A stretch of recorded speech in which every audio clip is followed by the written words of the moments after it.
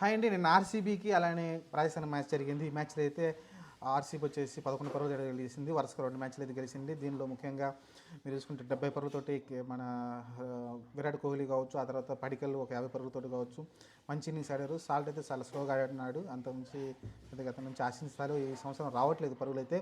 కానీ ఆ తర్వాత మీరు చూసుకుంటే పడికల్ కావచ్చు, ఆ తర్వాత మీరు రజత్ పడిదార్ కావచ్చు, లేకుంటే టిమ్ డేవిడ్ పైకి పంపించారు ఈసారి కొంచెం అగ్రెసివ్గా ఆడమని. కానీ అతను కూడా అంత వర్కౌట్ కాలేదు. కానీ ఓవరాల్ చూసుకుంటే 205 పరుగులు అయితే చేశారు. 206 పరుగుల టార్గెట్ అయితే ఆర్ఆర్ అయితే స్టార్ట్ చేసింది. అయినప్పటికీ స్టార్టింగ్లో జైస్వాల్ ఎప్పుడు కూడా మంచిగా ఆడుతున్నాడు. మీరు చూసుకుంటే 19 బాల్స్లో 49 పరుగులు, 250 స్ట్రైక్ రేటు ఎక్స్ట్రాడనరీ కిల్లింగ్ నాకు ఆడాడండి. కానీ ఆ తర్వాత నుంచి ఇంకా స్కోర్స్ రాలేదు మీకు. మధ్యలో వరుసగా వికెట్లు అయితే భువనేశ్వర్ కుమార్ తీసుకుంటూ వచ్చాడు. హజల్వుడ్, కృణాల్ పాండ్యా అందరూ వరుస వికెట్లు పడిపోతూ ఉన్నాయి. మీకు లాస్ట్లో ధ్రువ్ జురేల్ ఒక్కడే ఆడే ప్రయత్నం చేశారు, కానీ మిగతా ఎవరు సహకారం అందించాలి అతనికి. దాని కారణంగా అయితే వాళ్ళైతే జస్ట్ 11 పరుగులు ఓడిపారు. కానీ ఏ టైంలో కూడా మీకు చాలా స్ట్రాంగ్గానే ముందుకెళ్తూ వచ్చింది ఆర్సీబీ. వికెట్లు కంటిన్యూషన్గా పడుతూనే ఉన్నాయి. ఓవరాల్గా అయితే చాలా సునాయాసంగా అయింది. కానీ మ్యాచ్ లాస్ట్లో ఒక మెయిన్ ప్లేయర్ ఒకడున్నా కూడా అతను అయితే ముగించేవాళ్ళు మ్యాచ్ని అయితే. అన్ఫార్చునేట్లీ టార్గెట్ని కొంచెం క్లోజ్గా తీసుకెళ్ళి ఉంటే లాస్ట్లో ఒక 12-13 పరుగులు అలా ఉంటే ఏమైనా చేజింగ్ ఛాన్స్ ఉండేదేమో. కానీ ఎక్కువ చేసి ఉండటంతో అయితే మ్యాచ్ అయితే ఓడిపోయారు. ఓవరాల్గా అయితే ఆర్సీబీ కూడా 12 పాయింట్లతోటి మంచిగా అయితే టాప్లోకి వెళ్ళిపోతుందండి. ఎందుకంటే మీకు ఆర్సీబీ ఏదైతే లాస్ట్ టైం కానీ అంతకుముందు టైం కానీ ట్రై చేస్తున్నారు ప్లేయర్కి వచ్చి, కానీ కానీ ఫైనల్కి వచ్చి మ్యాచ్ని అయితే గెలవలేకపోతున్నారు. కానీ ఈసారి మీరు చూసుకుంటే చాలా స్ట్రాంగ్ అనిపిస్తుంది ఆర్సీబీ. ప్రతి టీంని ఓడించుకుంటూ పైకి వెళ్తూ ఉంది. మీరు చూసుకుంటే మొత్తం వాళ్ళు 9 మ్యాచ్లు ఆడారు. 9 మ్యాచ్లు చూసుకుంటే వాళ్ళు జీటీ పైన, అలానే డీసీ పైన, అలానే పంజాబ్ పైన ఈ మూడు టీముల పైన అయితే ఓడిపోయారు. మిగతా అన్ని టీముల పైన అయితే వాళ్ళైతే వరుసగా మ్యాచ్లు గెలుచుకుంటూ వచ్చారు. ఇప్పుడైతే వరుసగా 2 మ్యాచ్లు, తర్వాత చూసుకుంటే DC, CSK, LSG, SRH, KKR తోటి అయితే మ్యాచ్లు ఉన్నాయి. ఇంకా 5 మ్యాచ్లు అయితే ఉన్నాయి. 9 మ్యాచ్లు ఆడారు కాబట్టి ఇంకొక 5 మ్యాచ్లు అయితే ఆడాల్సి ఉంటుంది.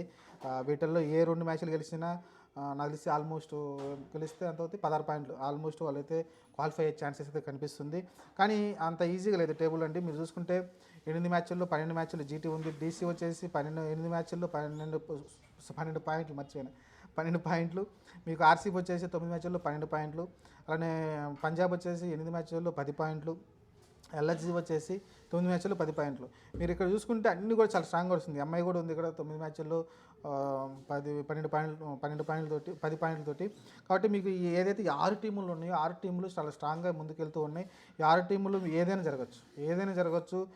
జీటీ టాప్లో ఉంది, డీసీ టాప్లో ఉన్నప్పటికీ కూడా వాళ్ళు కనుక వరుస ఓటములు చూశారంటే ఖచ్చితంగా మళ్ళీ కిందకి దిగొచ్చేస్తారు. కాబట్టి ఇక్కడ నుంచి చాలా జాగ్రత్తగా గెలిపే ముఖ్యంగా ముందుకెళ్తూ ఉండాలి ప్రతి మ్యాచ్ కూడా. అప్పుడే వీళ్ళైతే ఈ 6 గోళ్ళ పోటీ అనేది ముందుకెళ్తూ ఉంటుంది. చూద్దాం. కేకేఆర్ కూడా ఛాన్స్ ఉంది. కేకేఆర్ కూడా ఛాన్స్ ఉంటుంది. మీరు ఆర్ఆర్కి కానీ, లేకుంటే ఎస్ఆర్హెచ్కి కానీ, సిఎస్కే కానీ చాలా కష్టం. సిఎస్కే, ఎస్ఆర్హెచ్ అసలుకి వెళ్ళాలంటే ఇంకా తలకిందులు తపస్సు చేయాల్సి ఉంటుంది. ఎందుకంటే వీళ్ళకి 6 మ్యాచ్లు ఉన్నాయి. 6 గెలిచినా సరే 12 పాయింట్లు ప్లస్ ఒక 4 పాయింట్లు, 16 పాయింట్లు. అంటే ప్రతి మ్యాచ్ గెలుచుకుంటారు. అంటే పైన ఉన్న ఎవరైతే 6 టీంలు ఉన్నాయో వాళ్ళైతే కొన్ని మ్యాచ్లు అయితే వరుసగా ఓడిపోవాల్సి ఉంటుంది. కాబట్టి మరి అది సాధ్యమంటే చెప్పలేము ఏం జరుగుతుందో. చూద్దాం. మరి నాకు తెలిసి ఎస్ఆర్హెచ్ కానీ, ఆర్ఆర్ కానీ, సిఎస్కే కానీ ఈ 3 టీముల్లో ఒక్క టీం కానీ ప్లే ఆఫ్కి వెళ్ళిందంటే మనకు హ్యాట్సాప్ చెప్పాల్సింది వాళ్ళకైతే. మరి ఎంత బాగా ఆడి పైకి వెళ్ళారో మీరు అర్థం చేసుకోవచ్చు. అదే రీతిలో ముంబై వెళ్ళింది. ముంబై వరుస ఓటములు చూసిన తర్వాత వరుసగా 4 మ్యాచ్లు గెలిచి పైకి అయితే వెళ్ళింది. మరి అలానే మరి 4 టీములు కానీ ఒక్క మ్యాచ్ కానీ వరుసగా గెలుచుకుంటూ పైకి వెళ్ళింది అనమాట. హ్యాట్సాప్ చెప్పాల్సిందే. చూద్దాం ఏం జరగబోద్దో.